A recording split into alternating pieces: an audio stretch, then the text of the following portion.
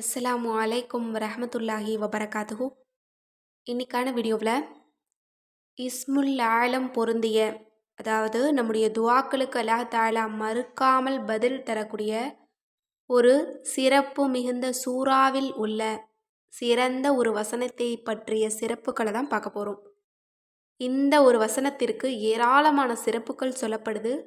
இன்னும் பல பெரியோர்கள் ஓதி பயனடைந்தது அப்படின்னு பல இடங்களில் நம்மால் பார்க்க முடியும். அந்த அளவிற்கு இது சிறப்பு மிகுந்த ஒரு வசனமாக இருக்குது. இதை நம்மள பலருமே ஓதி பயனடைஞ்சிருக்கோம் அப்படின்னு தான் சொல்லணும்.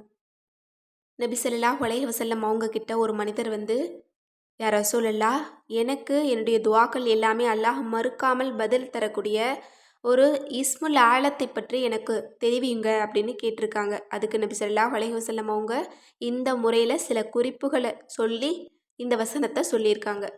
சூரா யாசீனின் நடுவில் ஒரு இஸ்மு உள்ளது. அது 16 எழுத்துக்களானது. அவற்றில் 2 எழுத்துக்களுக்கு மேலே புள்ளிகள் உள்ளன, 2 எழுத்துக்களுக்கு கீழே புள்ளிகள் உள்ளன. மற்ற எழுத்துக்களுக்கு கீழேயோ மேலேயோ புள்ளிகள் இல்லை. அதில் 5 சொற்கள் அடங்கியுள்ளன. அதன் துவக்கம் சீன் என்ற எழுத்தாகும், முடிவு மீம் என்ற எழுத்தாகும் என்று சம்சுல் ஆரிஃப் என்ற நூலில் இதை பற்றி தெளிவாக குறிப்பிடப்பட்டுள்ளது. அந்த வசனம் என்ன அப்படின்னா, சலாமுன் கௌலம் மிர் ரப்பிர் ரஹீம் என்ற ஆயத்தே அதுவாகும். இதில் இஸ்முல் ஆலம் இருப்பதாக கூறப்படுகிறது.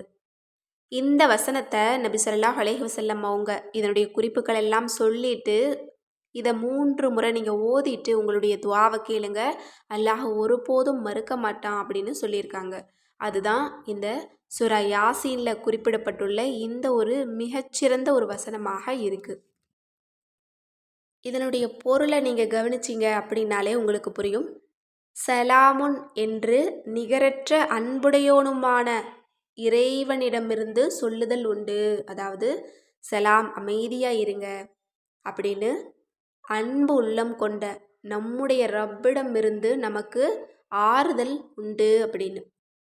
எனவே இந்த வசனத்தை நம்ம பொருளை உணர்ந்து நம்ம 3 முறை நம்ம ஓதனா கூட நம்முடைய துஆக்கள் அனைத்திற்குமே அல்லாஹ் நமக்கு பதில் தருவான். ஏன்னா இது சிறப்பு மிகுந்த ஒரு சூறாவினுடைய சிறந்த வசனம். இதை பற்றி நிறைய ஹதீஸ்களில் காணப்படுது. நிறைய பேர் பயனடைஞ்சிருக்காங்க. இன்னும் நிறைய பெரியோர்களால் சோதிக்கப்பட்ட அனுபவபூர்வமான ஒரு வசனம்.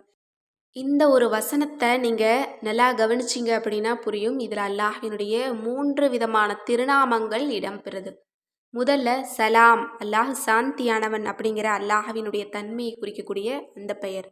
அடுத்தது எல்லா நபிமார்களும் ஓதி அவங்களுக்கு உடனடியாக பதில் தந்த ரப் அப்படின்னு நம்ம அல்லாஹ்வை அழைக்கக்கூடிய அந்த ஒரு பெயரும் இதில் இருக்குது. அடுத்தது ரஹீம், இதுவும் துஆ மறுக்கப்படாமல் அல்லாஹ் நமக்கு பதில் தரக்கூடிய அற்புதமான ஒரு தன்மையை கொண்ட ஒரு அல்லாஹினுடைய பெயர். இந்த 3 பெயர்களுமே இஸ்முல் ஆலம் என்று அழைக்கப்படுகிறது.